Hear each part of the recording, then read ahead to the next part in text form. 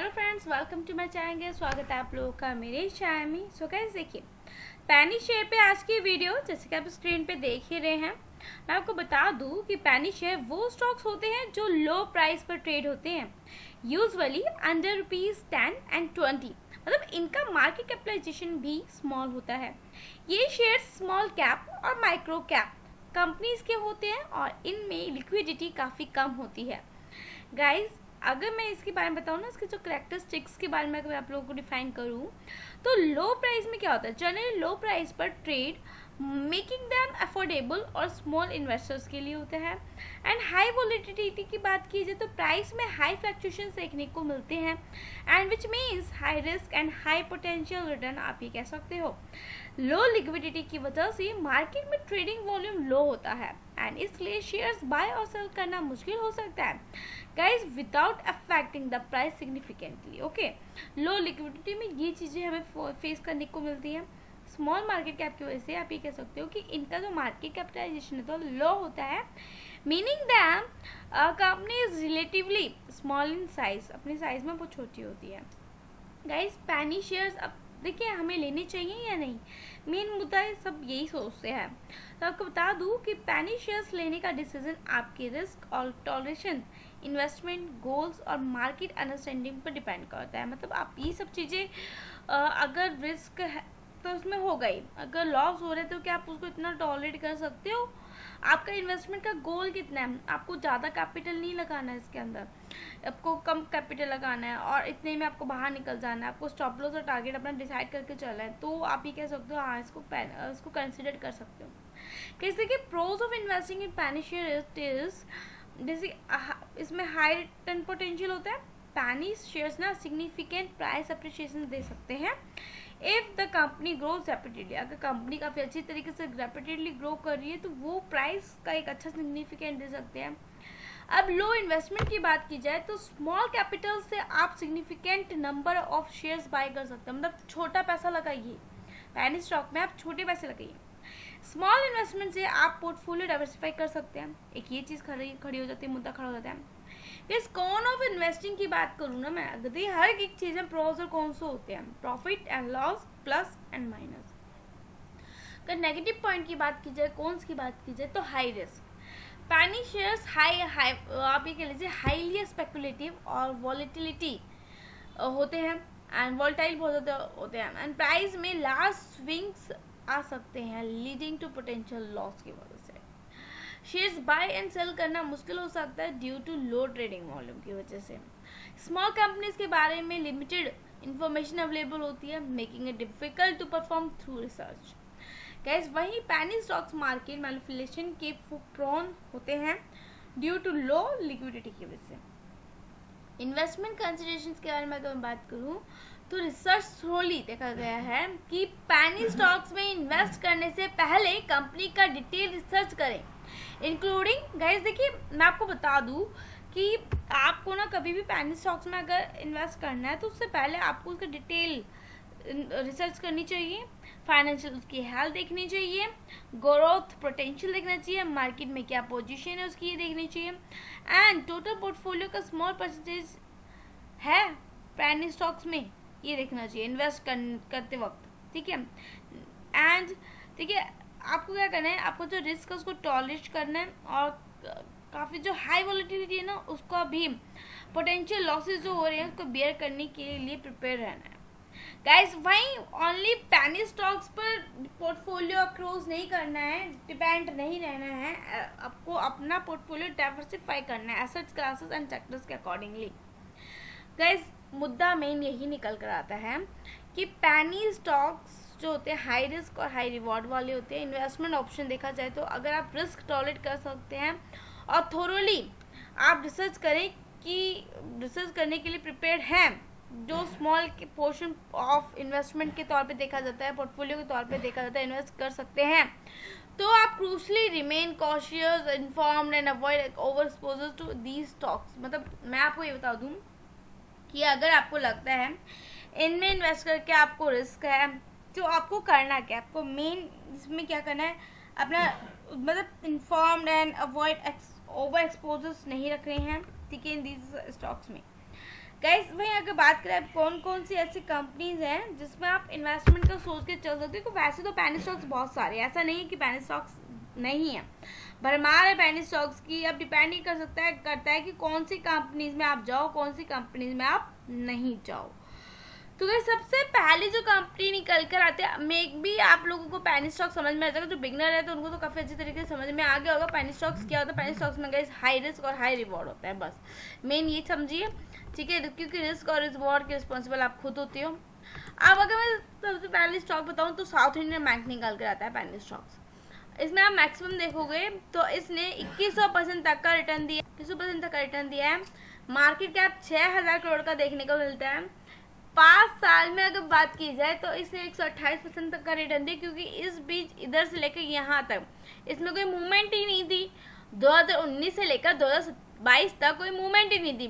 Movement आई है 2022 के बाद। अब 2022 से लेकर अब तक अगर आप देखोगे तो इन 2 सालों के अंदर इसने नियर अबाउट 250 से ऊपर % का रिटर्न दिया है, 250 से ऊपर का। और अभी एक एक्शन मोड पे देखने को मिल रहा है, अगर आप देखोगे ना, ये साउथ इंडियन बैंक 25% के एक्शन मोड पे देखने को मिल रहा है। और देखिए सब कुछ क्रैक सबको माइनस करके 128% तक का रिटर्न देखने को मिलता है पिछले 5 साल के अंदर। एक साल में देखोगे तो इसने 30% का, साल भर में 7% का, 6 महीने में भी देख सकते हो 3% का, एक मंथ पे आप देख सकते हो गिरावट है 3.5% से ऊपर की, 5 दिन में भी गिरावट है, और आज के दिन हल्की फुल्की से माइनस से तेजी देखने को मिल रही है साउथ इंडियन बैंक के अंदर। अब मैं मोटा मोटा साउथ इंडियन बैंक का ओवरव्यू दे देती हूँ कि साउथ इंडियन बैंक एक प्राइवेट सेक्टर बैंक है जो इंडिया में हेडक्वार्टर है जिसका, and bank diversified financial services offer करती है, इंक्लूडिंग आप कह लीजिए retail banking and corporate banking और ट्रेजरी ऑप्शंस में। जैसे अगर बताऊँ तो साउथ इंडियन बैंक का शेयर जो है प्राइस लो रेंज में है, ठीक है, एंड इसलिए ये पेनी स्टॉक कैटेगरी में कंसिडर हो सकता है। 26 रुपये के प्राइस में तो आप कंसिडर कर सकते हो। गाइस अगर देखा जाए रिटेल बैंकिंग के अकॉर्डिंगली तो saving accounts, fix deposit, personal loans, home loans and credit card इसके ऑपरेशंस में देखने को मिलते हैं। कॉर्पोरेट बैंकिंग में अगर आप देखोगे तो loan and advance to SME को जो दिया जाता है और लार्ज कॉर्पोरेट्स देखने को मिलते हैं। एंड ट्रेजरी ऑपरेशंस की बात की जाए तो investments in government securities, bonds and foreign exchange transaction के अंदर देखने को मिलता है। गाइस फ्यूचर ग्रोथ की बात की जाए तो डिजिटल बैंकिंग, गाइस बैंक का फोकस डिजिटल ट्रांसफॉर्मेशन पर है, जो फ्यूचर में कस्टमर बेस एक्सपेंड है ना उसको करने और ऑपरेशन एफिशिएंसी इंप्रूव करने में हेल्प करेगा। वहीं अगर ब्रांच एक्सपेंशन की बात की जाए इसके अंदर तो न्यू ब्रांचेस और एटीएम्स स्टैब्लिश करना तो है, और उसके according increase reach and accessibility भी इसके अंदर देखने को मिलती है ब्रांच एक्सपेंशन के अंदर। एनपीए मैनेजमेंट की बात की जाए तो नॉन परफॉर्मिंग एसेट्स मैनेजमेंट और रिकवरी मैकेनिज्म इंप्रूव करना फॉर बेटर फाइनेंशियल हेल्थ के लिए देखा जाता है।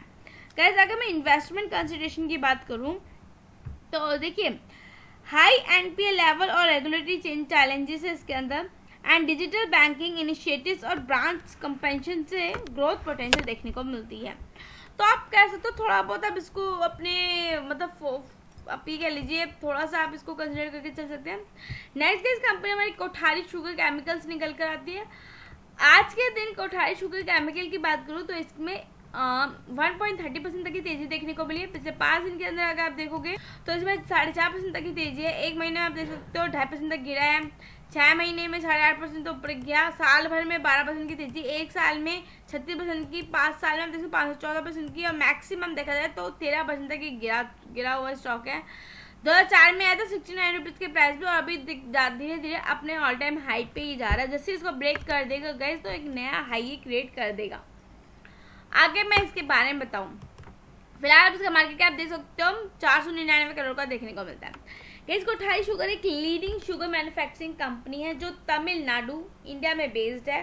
कंपनी शुगर प्रोडक्शन के अलावा कंजर्वेशन ऑफ पावर और डिस्टिलेटरी ऑप्शंस भी करती है काम करती है गाइस। और अगर इसके स्टॉक को पेनी स्टॉक में कंसिडर किया जा सकता है क्योंकि लो रेंज में है।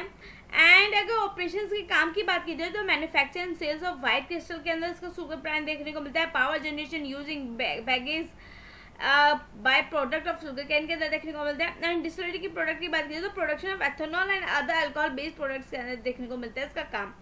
गाइस फ्यूचर ग्रोथ की बात की जाए तो गवर्नमेंट इनिशिएटिव जैसे कि ethanol blending programme as demand increase होने की पोटेंशियल पे बैठी हुई है। एंड रिन्यूएबल एनर्जी की बात की जाए तो गाइस अभी कह लीजिए conservation of power using renewable sources देखने को मिलते हैं। डाइवर्सिफिकेशन की बात की जाए तो diversification into by product and value added products देखने को मिलते हैं। इन्वेस्टमेंट कंसिडर के तौर पे बात की जाए तो गाइस देखिए इसमें वॉलेटिलिटी जो होती है ना क्लाइमेटिक कंडीशंस पे इम्पैक्ट करती है, ठीक है। And government support for ethanol production और रिन्यूएबल एनर्जी इनिशिएटिव में देखने को मिलते हैं। सो गाइस आप कोठारी शुगर्स को भी थोड़ा थोड़ा रडार लेवल पे या फोकस में लेकर चल सकते हो, ठीक है। वहीं बात की जाए नेक्स्ट कंपनी की जिसको आप जानते हो सुज़लोन एनर्जी। सुज़लोन एनर्जी में फिलहाल तो गाइस अभी देखिए हमें मैक्सिमम गिरावट देखने को मिलती है 56% की, लेकिन 5 साल में देखो तो 1243% तक का रिटर्न दे चुका है। साल भर की बात की जाए तो 197% तक का एक साल में, और साल भर की 40 और 6 महीने में 23% का, महीने भर में 8.5% तक की तेजी दिखा चुका है।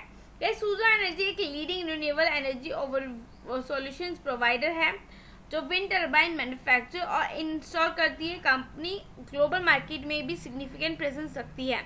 सुज़लोन एनर्जी का शेयर लो प्राइस पे रेंज कर, इसलिए आप पेनी स्टॉक में इसको आप कंसिडर करके चल सकते हो। इसका मार्केट कैप अगर आप देखोगे तो इसका मार्केट कैप हमें 74,000 करोड़ का देखने को मिलता है।